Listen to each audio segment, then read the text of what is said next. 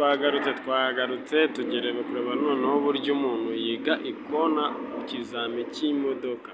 Tugiye kwireba ukuntu bakora ikizami cy'ikona. Imodoka urayizana waringanira n'iri kona rya mbere riringaniye n'urutugu rwawe.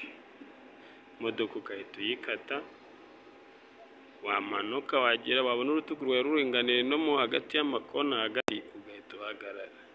Tugiye kumanuka urutugu niruringanira na nura mugabo ahagaze ari amakona hagati, tuhagarare dushaka amakona. Bigaragare ko buriya agiye gukata utararinganira neza. Iyo ugiye urutugu rutararinganira neza kubona amakona arakurushya. Hano ari gushaka ari amakona uriya murongo wo hepfo muri televiseri y'iburyo y'ibumoso yose ari wo uyu nguyu. Buriya ntari amakona arimo arareba. Kuva kuri uwo mugabo uri hepfo y'uwo mugabo ugenda ukagera kuri ariya yo hakurya. Bigaragare yuko uriya yari yayiteyeho nabi. Uragenda imodoka ukayitera ku buryo ubona ko uri kubona ko urutugu rwawe rwaringaniye n'uriya murongo wo hagati mu makona aho ipine idaca. Muri make ubwo ruba ruca hagati y'amapine.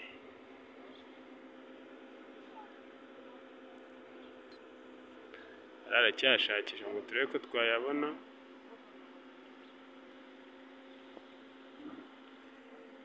Ugomba kujya guteraho witonze ku buryo ukoze rero imwe mw'ibi bintu biranga. Bisaba ngo utereho witonze wabibonye neza wamaze kubona amakona neza.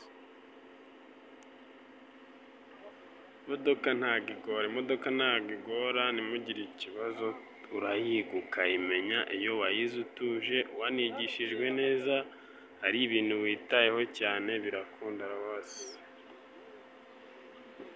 Ntabwo bigora cyane, ntabwo bigora. Gusa mukomeze mukore subscribe turebe ko ayo masomo yajya kugeraho buri munsi uko isomo rije rijye rikugeraho mu ba mbere. Rebe ko nawe washyira kategori mu ikofi. Mukomeze mukore subscribe, mukomeze muyikore irakenewe. Abo duteye inkunga ikomeye, abo ushyigikiye channel yacu kugira ngo ikomye izamuke ijye juru.